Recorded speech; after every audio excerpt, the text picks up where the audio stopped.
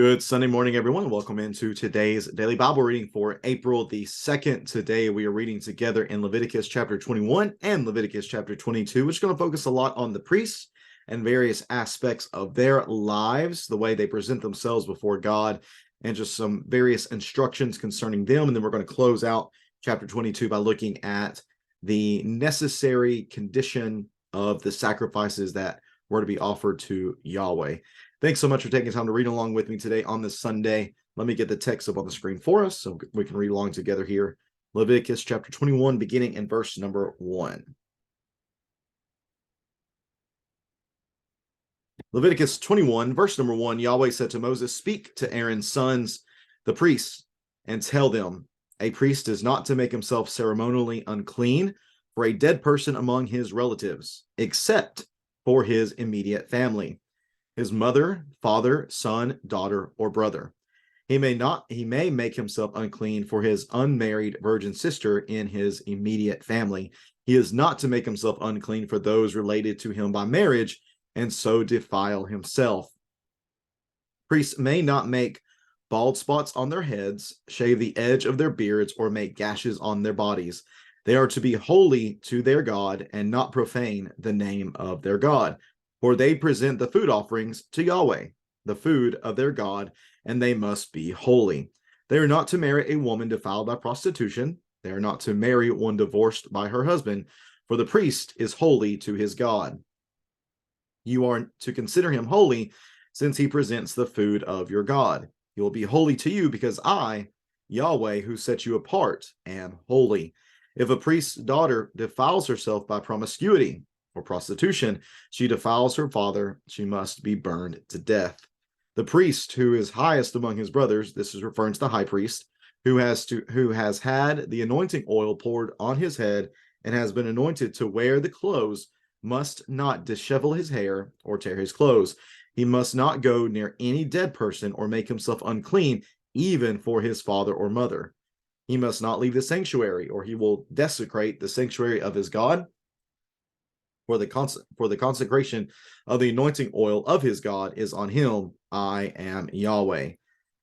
He is to marry a woman who is a virgin. He is not to marry a widow, a divorced woman, or one defiled by prostitution. He is to marry a virgin from his own people, so that he does not corrupt his bloodline among his people. For I am Yahweh, who sets him apart. Yahweh spoke to Moses, "Tell Aaron, none of your descendants throughout your generations who has a physical defect is to come near to present the food of his God. No man who has any defect is to come near. No man who is blind, lame, facially disfigured, or deformed. No man who has a broken foot or hand, or who is a hunchback or a dwarf, or who has an eye defect, a festering rash, scabs, or a crushed testicle. No descendant of the priest Aaron who has a defect is to come near to present the food offerings to Yahweh. He has a defect and is not to come near to present the food of his God. He may eat the food of his God from what is especially holy, as well as from what is holy, but because he has a defect, he must not go near the curtain or approach the altar. He is not to desecrate my holy places, for I am Yahweh who sets them apart." Moses said this to Aaron and his sons and to all the Israelites. Chapter 22 of Leviticus, Yahweh spoke to Moses, "Tell Aaron and his sons to deal respectfully with the holy offerings of the Israelites, that they may consecrate to me, so that they do not profane my holy name. I am Yahweh. Say to them, if any man from any of your descendants throughout your generations is in a state of uncleanness, yet approaches the holy offerings that the Israelites consecrate to Yahweh, that person will be cut off from my presence. I am Yahweh. No man of Aaron's descendants who has a skin disease or a discharge is to eat from the holy offerings until he is clean.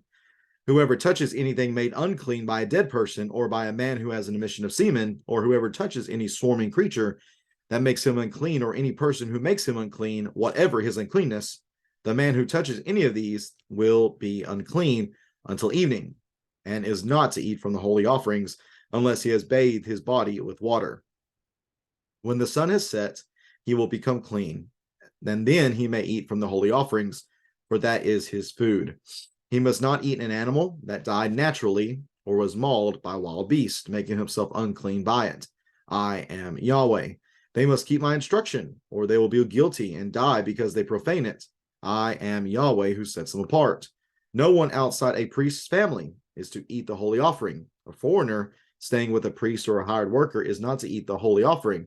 But if a priest purchases someone with his own silver, that person may eat, and those born in his house may eat his food.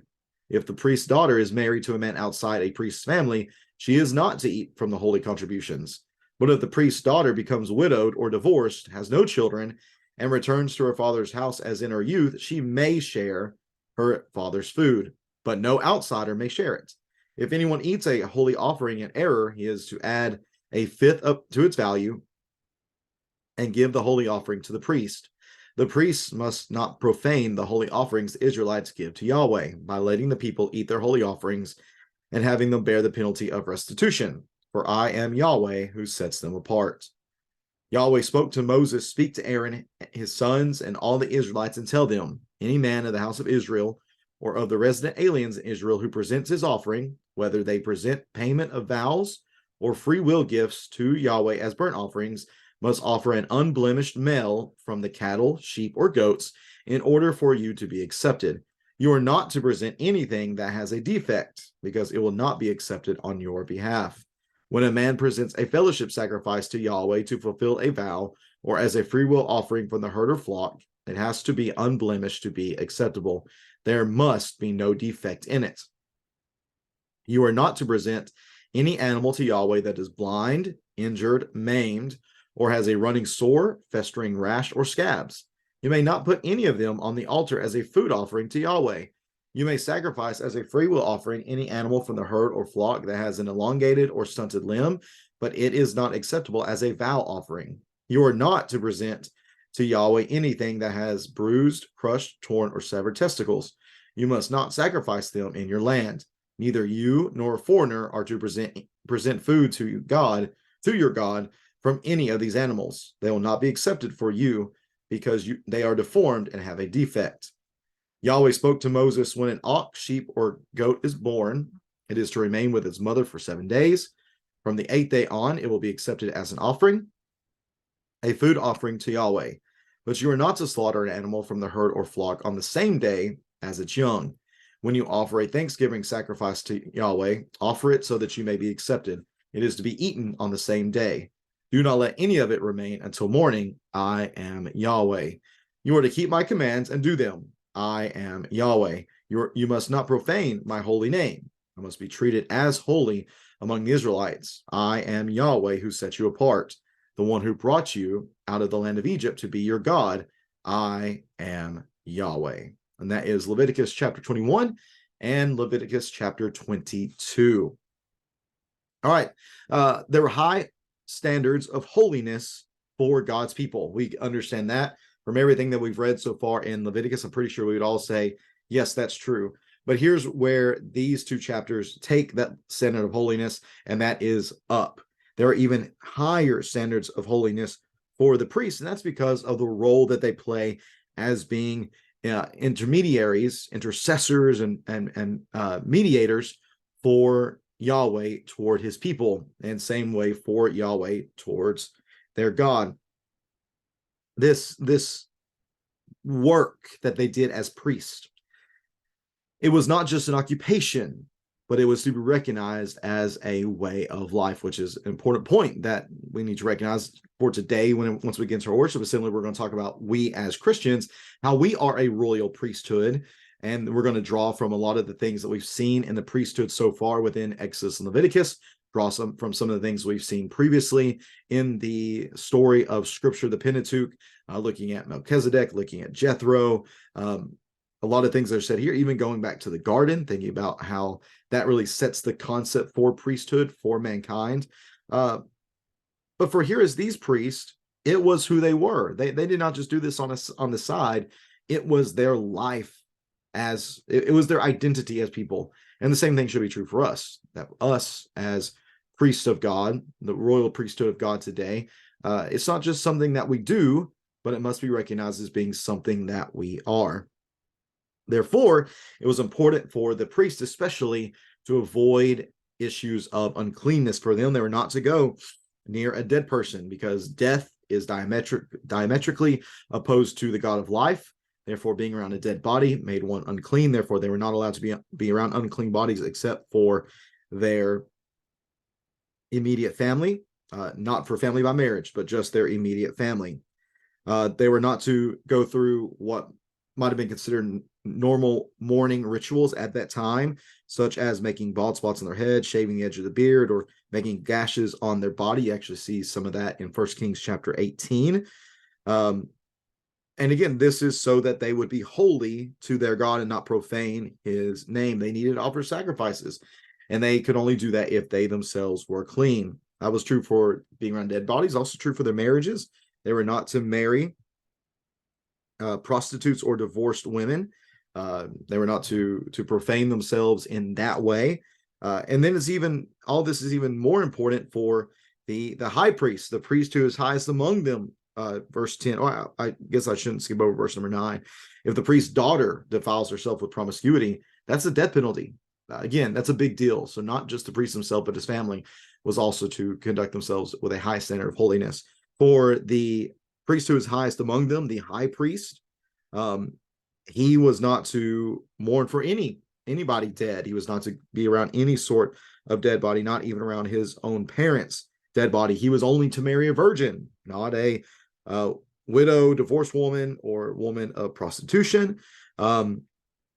He was to make sure to marry a woman of a specific bloodline, because the office of the high priest was passed down hereditarily. So they had to make sure, that had to be something they had to pay attention to. And we can go, I actually have a table here in my Bible of the let's see, the priests in the Old Testament. They're listed in alphabetical order. Aaron, Abiathar, Abihu, Ahimelech, Amariah, Amaziah, Azariah, Eleazar, and Ithamar, Eli, Eliashib, Elishama, Jehoram, Ezra, Hilkiah, Hophni, Phinehas, Ithamar, Jahaziel, Jehoiada, Jehoram, Joshua, Nadab, and Abihu. We read them already. They've already passed because their mistake they made. They did not live up to the high standard of holiness.